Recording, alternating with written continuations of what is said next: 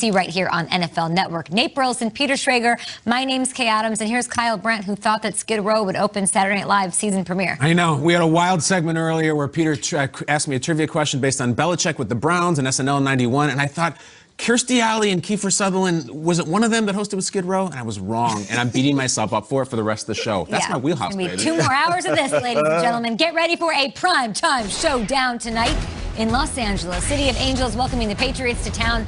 New England chasing a playoff spot in the AFC. The Rams have postseason hopes of their own. It's Thursday Night Football hours from now, guys.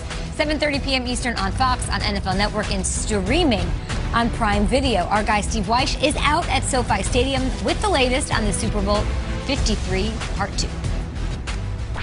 Well, when the Rams and Patriots meet tonight, it'll be their first meeting since the Patriots beat LA in the Super Bowl 53. And coaches and players have talked this week about how that game doesn't really mean that much. So much has changed about this team, like, oh yeah, the Patriots not having Tom Brady. But both teams, coaches and players, said they have watched film of that Super Bowl to pick up any tendencies or some basic fundamentals that the teams use. One thing that's vastly different from the Rams, they are no longer a solely 11 personnel offensive team, a 1 running back, 1 tight end team. They use a lot of 12 and 13 personnel now.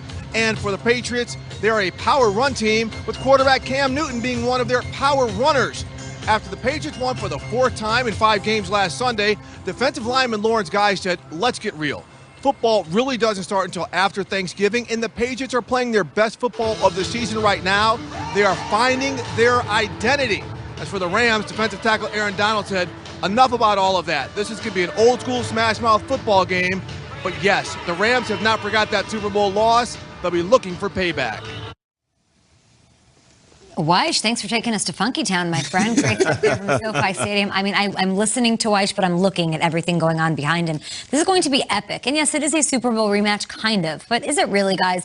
It's Belichick versus McVay. Yes, that is still there, but their key roles have been changed here. Tom Brady's gone, Gronk's gone, Edelman is not playing, he didn't even travel with the team. How much is Super Bowl 53 going to play a role in tonight's game, KB?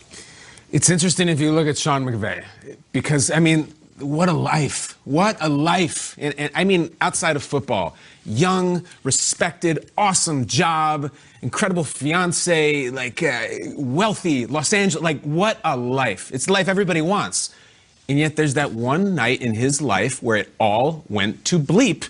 And I went back and I looked at it. I said, after the Patriots locked up the Rams offense, I mean, locked it up, what was McVay saying afterwards? This is McVay right after the loss as he meets with the media after that Super Bowl. There's really no other way to put it. You know, I'm pretty numb right now, but, you know, definitely I got outcoached, and I didn't do nearly good enough for a football team. I was not pleased at all with my feel for the flow of the game and kind of making some adjustments as the game unfolded and to giving ourselves a chance to have some success and put some points on the board. And, you know, credit to them, and they did a good job, and I certainly didn't do good enough for us. It's tough. Literally, the guy says, I'm numb right now. I got outcoached. And I remember being in the stadium that night. We all were. And Peter, you were down on the field, and you had seen McVay shortly before the game. And I said, how's he doing? You're like, he's fired up. He's feeling it. And that was supposed to be his coronation as the face of the league. The face of the league was going to be a head coach. It was going to be Sean McVay, and he got destroyed. Terrible night. So I look at that like that is his 28-3 if you're Matt Ryan. That is his, I had a 7 on 18 at Augusta. Like, I blew it. And you will never live that down until you start to avenge it. This is not the Super Bowl tonight. This doesn't make everything go away. But someone as competitive as him, as Machiavellian as head coaches are, you got to do something about this. And I think it means a lot. And not knowing McVay terribly well, I bet he's thought about this constantly. And when he sees that guy in the hood on the other sideline, I think it comes back. I think he needs this tonight. There's another layer to it. He is so in reverence of Bill Belichick. Like, he looks at Belichick and, you know, McVay comes from a coaching tree where that's the Grudens and his father and his grandfather. But it's palpable. But he reveres Belichick so much. So it was really a master versus apprentice type deal, because Belichick took McVay under his wing a little bit the previous offseason and was like, hey, I think you're pretty good. Let's get together. Let's have, like, at the combine, they met. It was a whole thing. And then Belichick really... And he took him under his arm. Took him under his arm and gave him boogies. Yeah, I know. And he's been thinking about it. Here's what I would say that the big difference is. And Kay, you're right. The Patriots are a completely different team. The players in the field aren't the same players. The Rams are a different team too. And Cooper Kupp is maybe their most important player on offense and really the security blanket for not only Jared Goff, but also Sean McVay. Kupp wasn't out there that night. Kupp tore his ACL against the Saints in the regular season, did not make it back for the rest of the playoff run, did not play in the Super Bowl. And if you remember that game, it kept on being Johnny Hekker punt, Johnny Hekker punt. Every third down, it was like, who are you going to go to? And it wasn't an easy play to Todd Gurley. There wasn't the easy ones to Gerald Everett.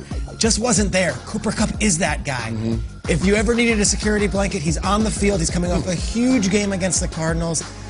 I think Cooper Kupp, and again, it's very odd to say, here's the second wide receiver on the Rams, is going to be the difference between Belichick and McVay. But I think it plays a huge role tonight. And don't be shocked if Cooper Kupp does big things. And he's the reason why McVay can finally put his head down to rest. Now, it's not the Super Bowl, but it certainly is a notch on the belt and say, hey, I did get the best of Belichick one time. Yeah, someone said Cooper Kupp is the leading receiver. I mean, he has the stats to back it up this year. So much has changed. So much has changed since this game. And as a player, I could sit here and say, all right, every time you face a team, regardless of the turnover with the coaching staff, with the players that wear the jerseys, you still have that feeling. Just like Kyle is saying, Sean McVay has that feeling. Players on the team that remember that Super Bowl, they still have that feeling, that taste in your mouth that they can't wash out. So they're going to remember the Super Bowl, regardless. I don't care that it's Cam Newton starting at quarterback. I don't care that the Patriots have stubbed their toe so many times this year. I don't care that the Patriots don't look like the Patriots of old. The one thing that is consistent is the coaching. It comes down to the coaching for me. It comes down to Sean McVay, who is looking at Bill Belichick. Like we all said, he's a historian of the game, so he knows what it means when you face certain guys. If I'm Sean McVay, I'm not looking at the Patriots saying they're struggling, they got Cam Newton, the offense doesn't have flow. No, it comes down to it simply being Sean McVay beating Bill Belichick. And that's why there's motivation within this game. It's completely different, right? They don't have the Super Bowl MVP isn't playing, right? Edelman, Dante Hightower, he was all over the field. We had Gronk who made the game-breaking play. Brady's gone.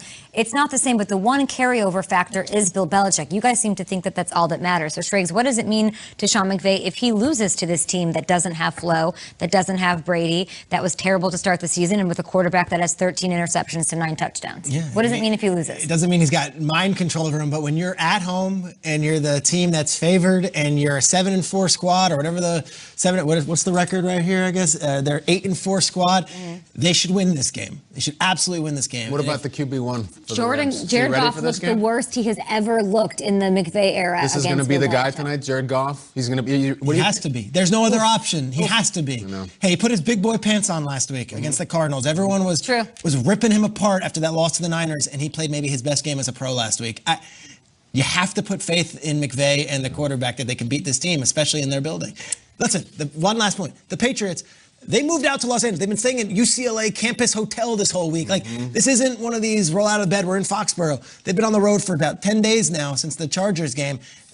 Rams have to win this one. Yep. They certainly do. We'll see if they can. Hours from now, right here, 7:30 p.m. Eastern on NFL Network. You can catch it on Fox, and plenty of options for you over on Amazon Prime. Tom Pelissero is here with us with other stuff going on in the AFC. Let's talk Steelers here. They're handed their first loss of the season to the Washington football team. What's the latest with Big Ben? And I'm talking a lot about how he cannot throw 51, 53 times if they want to go to a Super Bowl. Are they getting any help on the ground to balance out the offense? Okay, Ben Roethlisberger got his customary Wednesday off from practice. The Steelers listed it as not injury-related, which would seem to be a good sign that Roethlisberger's knee that prevented him from practicing at all last week is improving and that he might be closer to 100% coming up this week. We will see what he does here over the next couple of days. You would think that he could use some more work getting the timing down with that struggling receiver core. As you mentioned, there is help coming on the ground. Running back James Conner activated yesterday from the reserve COVID-19 list. He is expected to play on Sunday night in a huge game against the Bills. One other quarterback note, Cam Newton of the Patriots listed as questionable because of that abdominal strain that he suffered a couple of weeks ago. I'm told that Cam is fine. He's good to go tonight against the Rams, okay? I think there were over a dozen players listed as questionable for this one on the Patriots side of things, just hours away from that tilt on the West Coast. Thank you so much, Tom. You can get ready for Thursday night's action. It's a primetime showdown. Cam and those Patriots heading into